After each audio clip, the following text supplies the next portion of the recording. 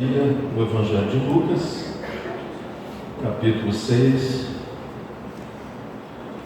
versos 46 a 49.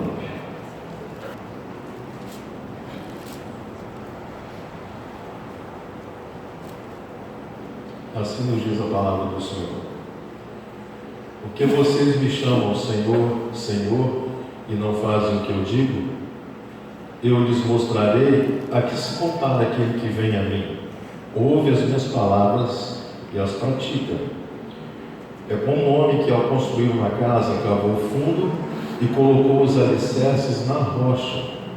Quando veio a inundação, a torrente deu contra aquela casa, mas não a conseguiu abalar, porque estava bem construída. Mas aquele que ouve as minhas palavras e não as pratica, é como um homem que construiu uma casa sobre o chão, sem alicerces. No momento em que a torrente deu contra aquela casa, ela caiu e a sua destruição foi completa. Eu quero nessa noite falar com os irmãos sobre discípulos ou cristãos. Como é que você se sente diante do Senhor a quem você serve? Como um discípulo ou como um cristão? A palavra do Senhor Deus nos diz que essa palavra cristãos foi mencionada no Novo Testamento apenas 3 vezes.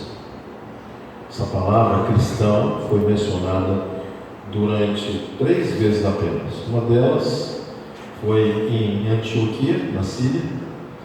A segunda vez que isso aconteceu foi quando o rei Agripa, diante do apóstolo Paulo, falou assim: Paulo, você quase me persuade a ser um cristão. Você quase, por muito pouco, pelas suas palavras eu não me torno cristão.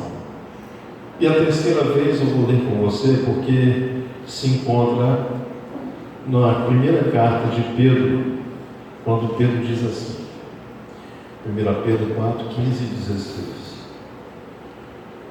Se algum de vocês sofre, que não seja como assassino, ladrão, criminoso, ou como quem se intromete em negócios alheios.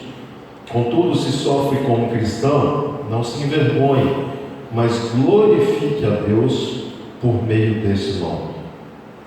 E aqui eu já começo essa meditação perguntando a você, porque isso é sempre bom para nos fazer pensar. Você, como um cristão, você tem tido sofrimento? Você que diz que é do Senhor Jesus, você que frequenta uma igreja, você que já foi batizado, você que carrega uma Bíblia no braço, você que professa a sua fé em Cristo Jesus, você tem sofrido por causa de Cristo? Ou sua vida está assim, ótima? Não que a nossa vida tem que ser só chicote no lombo. Pelo contrário, a vida do cristão é uma vida de vitória, mas as vitórias do cristão só acontecem por causa das lutas. Então, como cristão, você tem sofrido alguma retaliação por parte das pessoas, por parte das trevas, por ser uma pessoa que professa a fé cristã? Então, por 3 vezes no Novo Testamento, aqueles que seguiam a Jesus foram chamados cristãos. Eu quero falar hoje algumas coisas para você poder refletir e sair daqui pensando como você tem exercido a sua fé, uma vez que você se declara cristão. O nosso país é um país cristão, graças a Deus. E dentro da fé cristã, nós temos algumas denominações que se proclamam, que se autoproclamam cristãs. Em suma, o nosso povo é um povo que teme a Deus e que respeita a Deus. Graças a Deus por isso. Graças a Deus que nós temos um povo que tem um coração quebrantado para as coisas de Deus. A maior parte das pessoas do nosso país se declaram cristãs. A maior parte das pessoas no nosso país usam da sua fé em algum momento da vida. Mas como um cristão verdadeiro em Cristo Jesus deve se portar? Primeira coisa, você precisa ter a consciência constante, diária, de que você serve ao Cristo. A palavra cristã, ela tem como um dos sinônimos aquele que se parece com Cristo. Você se parece com Cristo? Eu sei que a maior parte de nós ainda, nós temos um pouco de Cristo em nós, mas nós estamos em obra. O Espírito Santo está formando Cristo em nós. Nós não estamos prontos. Só estaremos prontos na ocasião do arrebatamento, quando aquilo que é mortal vai se revestir de imortalidade, quando aquilo que é imperfeito vai ser revestido de perfeição. Então, enquanto nós estamos nessa vida, nós estamos em obra. O Espírito Santo está trabalhando em nós. Então, por mais santificado que a palavra tenha tornado você, existe muita coisa que o Espírito Santo deseja em você fazer e através de você realizar.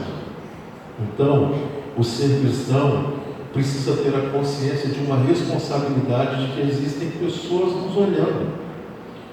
Nós já lemos aqui esses dias, não muito tempo, que nós somos rodeados por uma tão grande nuvem de testemunhas, tem gente olhando para nós, se somos de fato bons cristãos, se somos de fato pessoas que com a nossa vida nós cativamos outras ao desejo de conhecer a Jesus, ou até com a nossa vida se nós causamos repulsa nas pessoas ao Cristo que professamos crer.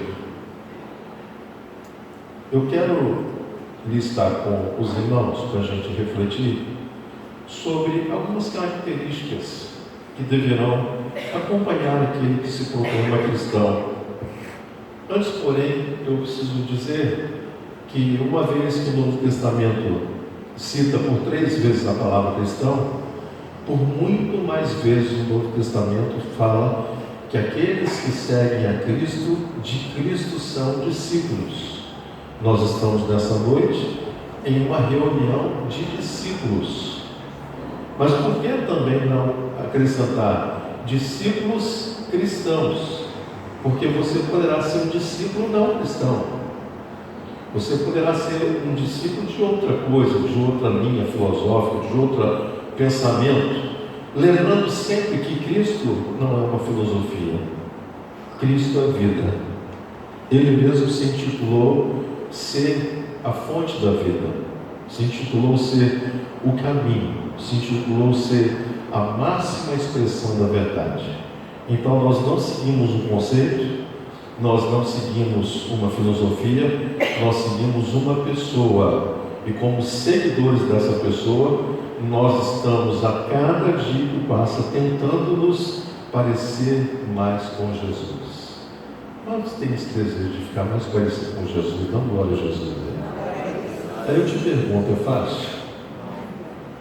Quando você está com aquela vontade de blasfemar, pastor, Deus me livre, isso é um sacrilégio. Tem hora que a gente é cutucado até fazer uma blasfêmia.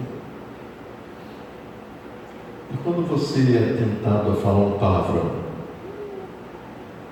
e muitos de nós falamos palavrões na hora da raiva, na hora da trombada, na hora que tomamos um prejuízo, é nessa hora que as pessoas estão olhando para nós, para ver se de fato Cristo está sendo formado em nós. Então a imagem de Jesus, ela está sendo formada em cada um de nós.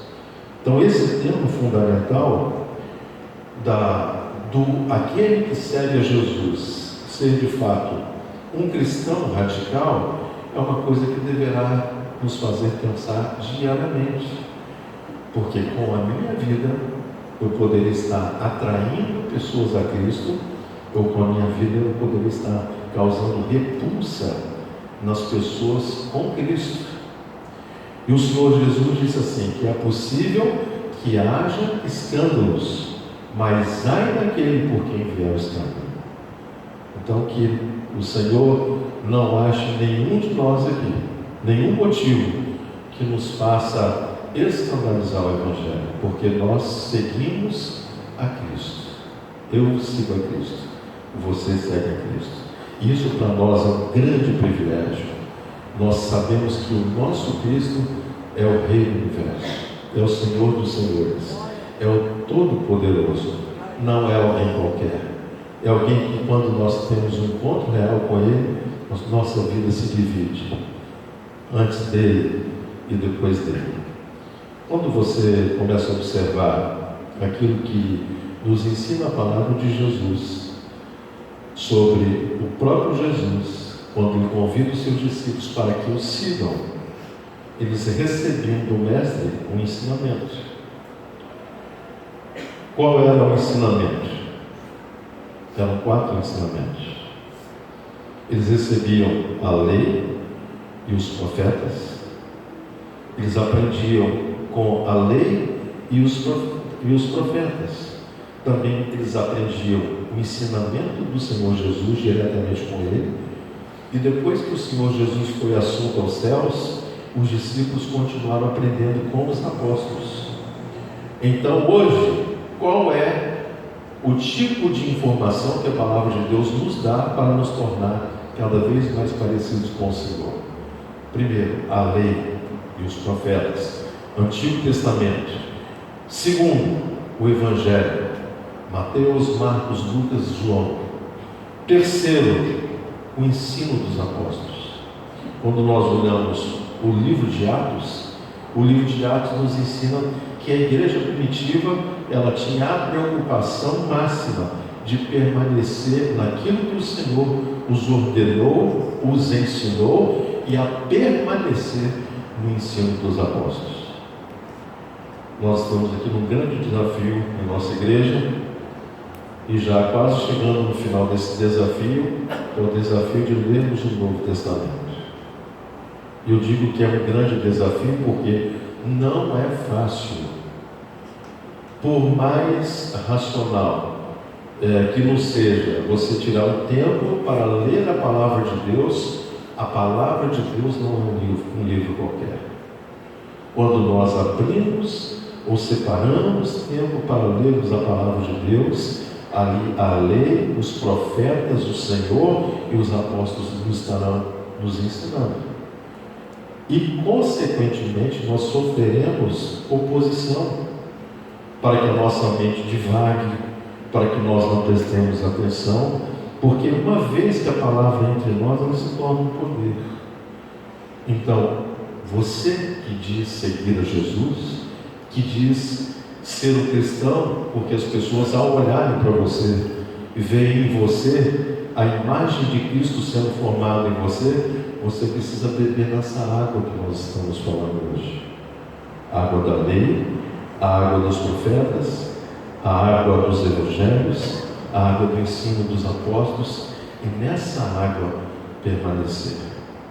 Quando nós permanecemos nessas 4 coisas que eu acabo de citar, nós acabamos de cantar aqui: existe um rio, Senhor, que flui do teu grande amor.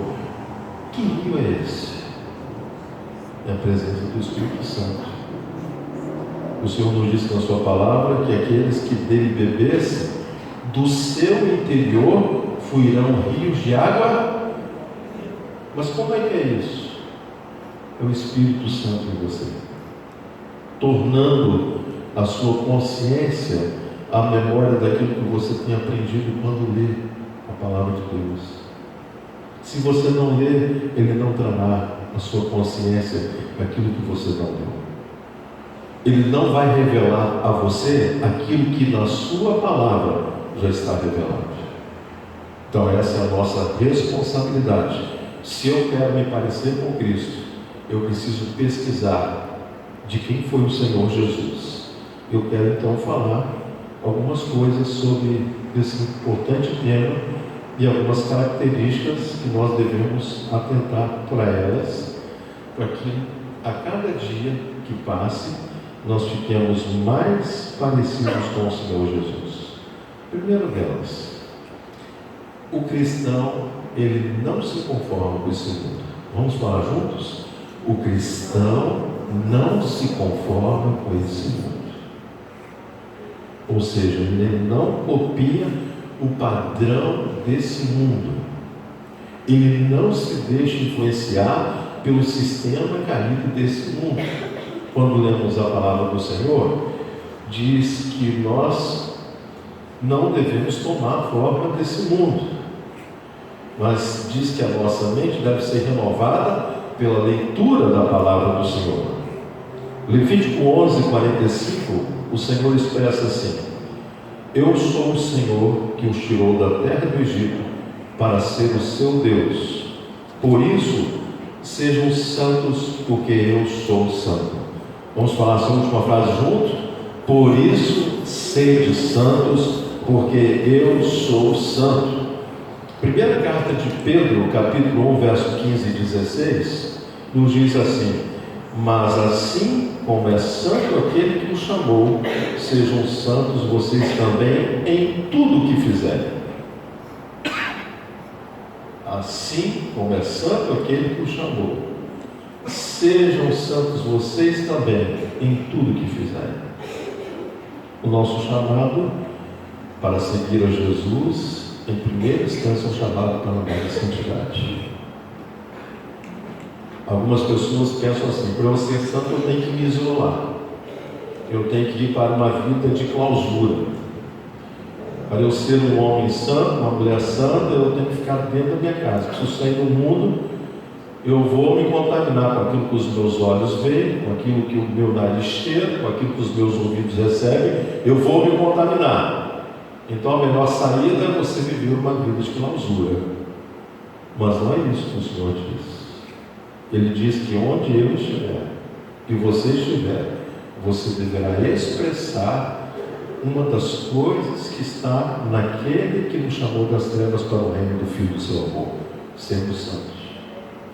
Você pega a primeira carta, você pega a carta de Paulo aos Efésios, no primeiro capítulo ele diz que antes da fundação do mundo, o Senhor nos elegeu nele para que fôssemos santos e irrepreensíveis.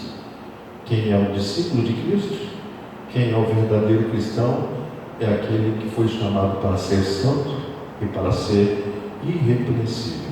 Romanos 12:2 diz: e não vos conformeis com este mundo, mas transformai-vos pela renovação do vosso entendimento, para que experimenteis qual seja a boa, agradável e perfeita vontade de Deus. Ah, pastor, tem tanto tempo que eu já sirvo a Jesus, mas eu não tive essa experiência. Qual a experiência? De experimentar a boa, perfeita e agradável vontade de Deus. É incoerente se você de fato diz seguir a Jesus, não ter experimentado qual seja a boa, perfeita e agradável vontade de Deus. Independente da sua idade, você que aqui está, o chamado de Deus para você nessa geração é para fazer diferença. E você só conseguirá fazer diferença se o seu caráter for um caráter de integridade e santidade. As pessoas já estão esgotadas de uma vida de qualquer maneira. Por isso, quando alguém olha para alguém que se parece de fato com Cristo, o desejo daquela pessoa é permanecer perto daquele que se parece com Cristo. Porque aquele que se parece com Cristo tem algo a oferecer, que não é material, que não é muitas vezes tangível, mas é algo que toca a alma, que traz paz ao ser. Por isso a palavra de Deus diz: sede santos, como eu, o Senhor, sou santo. A minha pergunta novamente para você é: você tem sido um cristão discípulo? Você só poderá parecer-se com Cristo sendo de fato um cristão se antes da palavra cristão você for chamado de discípulo de Cristo. Se você não for um discípulo, você não pode ser um bom cristão. Porque o cristão é aquele que se parece com Cristo. Como é que você vai ter a imagem de Cristo em você? Aprendendo com Ele. E quem é que aprende? É o cristão? Não, quem aprende é o discípulo. Então somos discípulos e somos também cristãos. O cristão, ele não se conforma com esse mundo, Uma outra característica do cristão é que ele não é materialista. O coração dele não está nas coisas desse mundo. A preocupação com os cuidados dessa vida poderão afetar a sua vida espiritual. Então, se você é muito apegado às coisas desse mundo, você precisa pedir a Jesus para que o seu amor a Ele aumente de tal maneira que você comece a desprender das coisas dessa vida que te mantém presos aqui. O que a gente aprende na vida? Nem precisa ler a palavra de Deus para saber disso. A gente vem desse mundo sem nada e a gente volta de onde viemos sem levar nada. O apóstolo Paulo, quando escreve aos Filipenses no capítulo 4, ele diz que ele havia aprendido a estar contente em toda e qualquer circunstância. Se você é alguém materialista, você não consegue ter contentamento. E o cristão, ele precisa estar contente com o que ele tem, e ele precisa estar contente também com aquilo que ele não tem. O apóstolo Paulo diz que ele podia todas as coisas no Senhor que fortalece, mas ele tinha como premissa o estar preparado a ter em abundância ou também ter escassez. Você está preparado para viver os dois extremos, estando contente em toda e qualquer situação? Terceira característica que a palavra do Senhor nos fala, que acompanha o verdadeiro discípulo, o verdadeiro cristão. Ele é muito sério naquilo que diz respeito à sua ética moral. Nós estamos vivendo hoje um tempo de relativismo moral. Tudo é permitido, tudo é permissivo. Se uma moça ou um moço com 20 ou até 30 anos disser no seu meio de amizade que é virgem, vai ser motivo de chacota. Hoje não se levanta mais essa bandeira da virgindade, da castidade, de uma vida sexual santificada. Isso é um absurdo para esse mundo que jaz no maligno, mas isso é um padrão do reino para o povo de Deus. Isso é um padrão do reino para aqueles que dizem que seguem Jesus. A Bíblia nos diz que o sexo é uma bênção do Senhor Deus para o casamento. Mas hoje os namorados não estão fazendo caso com o que a Bíblia diz. E quantas vezes os nossos cultos estão cheios de pessoas que terminam o culto, terminam de adorar a Deus e voltam para a sua vida de promiscuidade. Eu tenho uma notícia muito ruim para você: o seu culto não sobe. As portas de Deus não se abrem na sua vida. O cristão, ele não tem um relativismo ético. Ele é sim, sim, não, não. Ele não é conveniente com aquilo que esse mundo diz que deve ser. O casamento cristão é um casamento monogâmico, heterossexual, e é um casamento para sempre. Pela primeira vez na história, nós estamos batendo todos os recordes de divórcio. As pessoas estão trocando de companheiro, de companheira, como quem troca de camisa, como quem troca de roupa, por causa de que estão abrindo concessões para aquilo que o diabo diz que é o que é certo. Mas o verdadeiro cristão, o verdadeiro discípulo de Jesus, ele se inquieta. Ele não tem prazer em ouvir nenhuma palavra de gracejo com uma distorção que mancha aquilo que o Senhor Deus disse que deve ser. Sim, sim, não, não. Nós temos visto a questão do aborto, que é um tema tão falado hoje dentro das igrejas.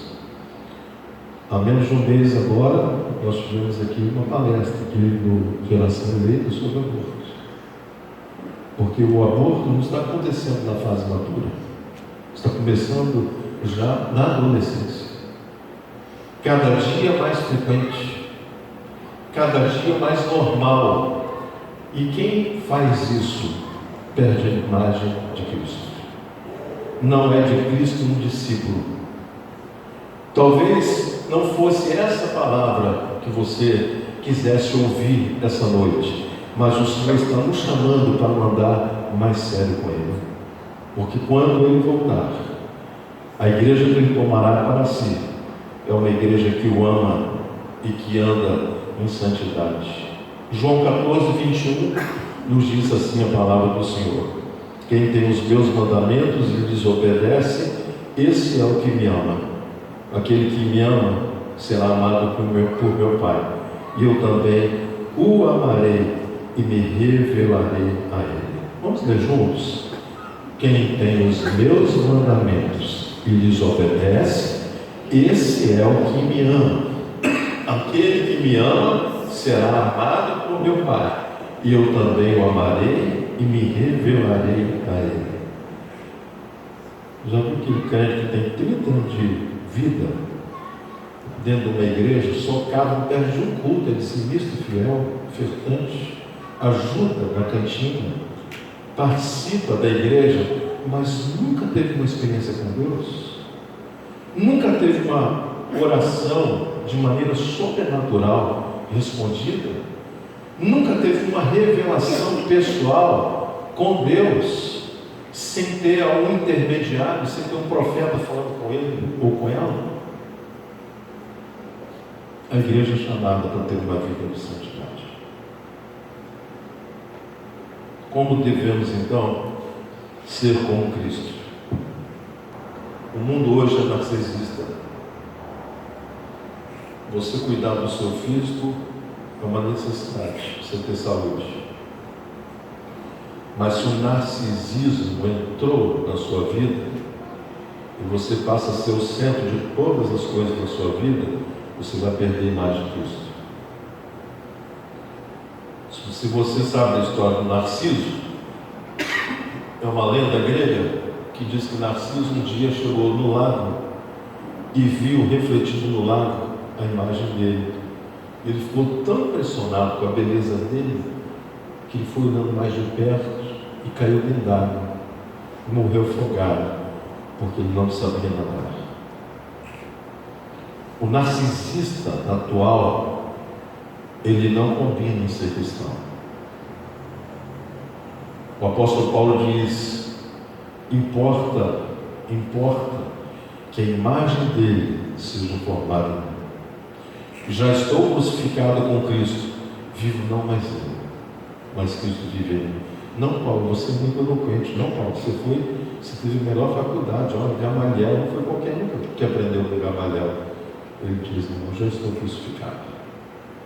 A única coisa que vale a pena no meu currículo vitae é a marca que eu tenho dele. Quando João Batista viu o Senhor Jesus, ele disse: esse é o Cordeiro de Deus que tira o pecado do mundo. E os discípulos de João disseram: Senhor, mas que bênção! E João disse assim: olha, vocês precisam agora segui-lo. E os discípulos ficaram com aquele ponto de interrogação, não sabia se seguia João, se seguia Jesus. Então João arremata com uma frase. Ele diz: importa que ele cresça e eu diminua. O cristão que é um discípulo de Jesus, ele tem como missão na sua vida fazer com que Cristo apareça mais do que ele mesmo. Importa que ele cresça e que eu diminua. Vamos falar junto? Importa que ele cresça e que eu diminua. Sabe por quê, meus irmãos? É que vem os peixes na contramão da correnteza. Por que eles vêm na contramão da correnteza? Porque eles estão vivos. Mas tem uma curiosidade: peixe morto nunca vai nadar contra a correnteza. Peixe morto, ele vai ser levado pela correnteza. Se você é de Jesus, você vai se lançar contra a correnteza desse mundo, contra a ditadura desse sistema caído. Mas se você já é um peixe morto, você não vai reagir. você vai deixar a correnteza, as águas da vida levar você. Se você é um peixe vivo, você vai contra aquilo que esse mundo diz que é o certo. Por quê? Porque de Cristo você é um discípulo. De Cristo você é um cristão, se parece com Ele. Então, se afirmamos ser cristãos, devemos ser como Cristo é. Pois aqueles que de antemão conheceu também os predestinou para serem conforme a imagem do seu Filho, a fim de que ele seja o primogênito entre muitos irmãos. Romanos 8, 29. Como é que eu posso me parecer com Cristo? Em primeiro lugar, eu posso me parecer com Cristo como Cristo foi na sua encarnação. Quando Cristo nasceu nesse mundo e por esse mundo peregrinou. A Bíblia diz como Jesus foi. Olha o que nos diz a palavra de Deus em Filipenses 2, de 5 a 8, eu quero que você leia comigo. Seja a atitude de vocês a mesma de Cristo Jesus, que embora sendo Deus, não considerou que o ser igual a Deus era algo a que devia pegar-se, mas esvaziou-se a si mesmo, vindo a ser servo, tornando-se semelhante aos homens, e sendo encontrado em forma humana, humilhou-se a si mesmo e foi obediente até a morte, e morte de cruz. Na sua vida, você precisa copiar o exemplo de Jesus. Uma vida de humildade, não uma vida de exaltação, não uma vida de alimentar constantemente o ego, não uma vida de narcisismo, você é o centro, o resto que se lixe. Não. Agora você é de Jesus. Agora você pertence a Cristo.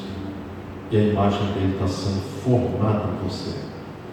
Que a cada vez que você chegasse frente ao espelho, para arrumar o seu cabelo, para fazer a sua barba, para ajeitar a sua roupa, para ver como está a sua roupa combinada, você precisa lembrar-se: eu sou a imagem de Cristo. Eu sou a imagem de Cristo. Por que a gente se arruma para vir ao culto?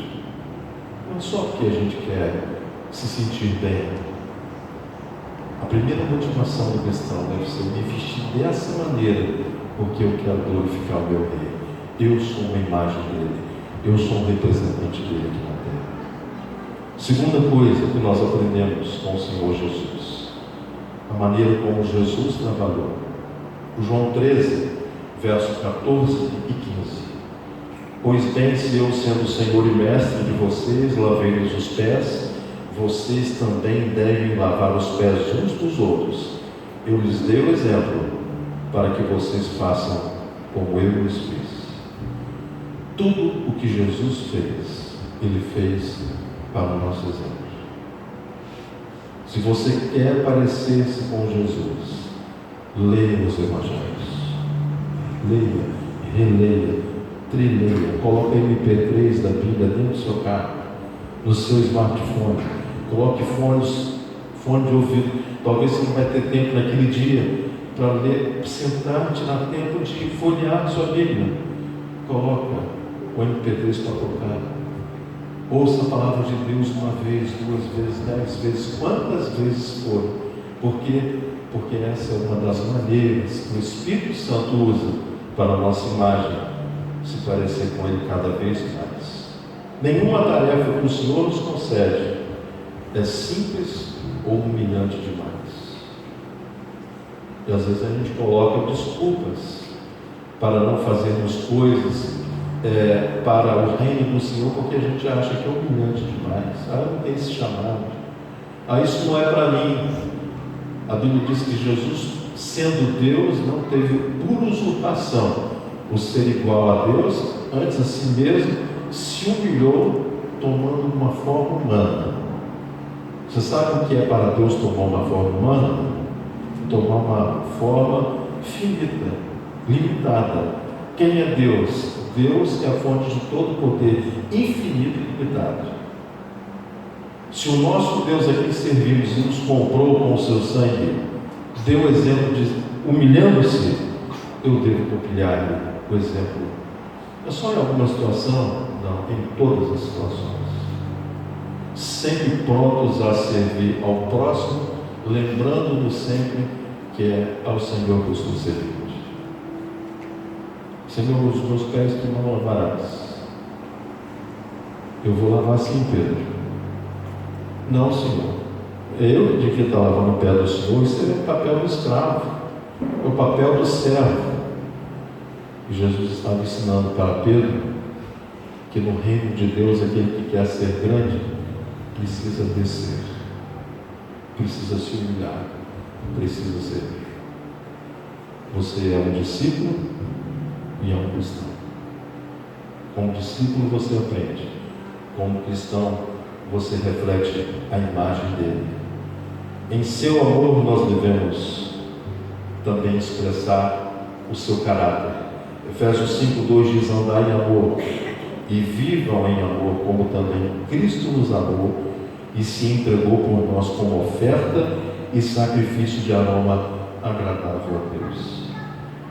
Para encerrar, precisamos ter essa característica, que é a característica daquele que aprendeu com seu mestre a copiar o exemplo. E um dos exemplos que o Senhor nos deu é que Ele, pelo Pai, nos foi enviado.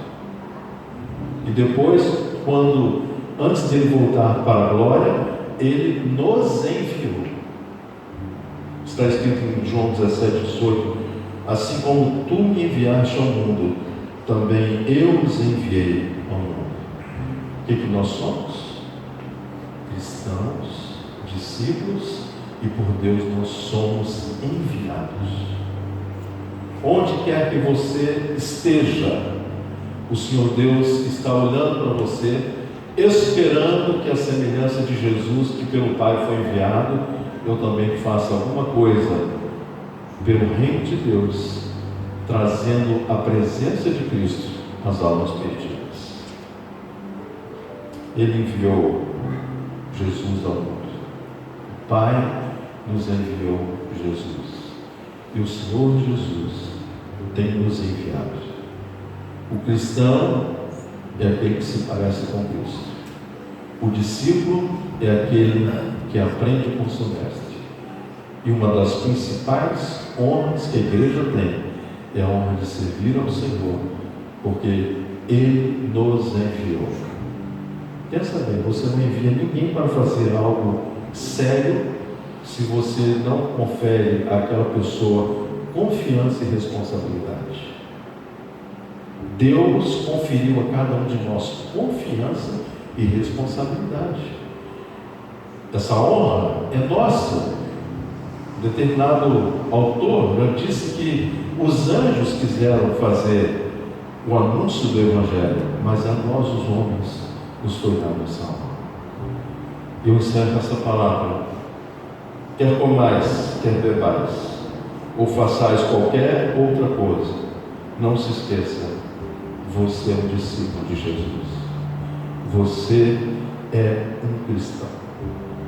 Daqui para frente, quando você se apresentar como um cristão, mesmo que seja no Ibope, qual a sua religião?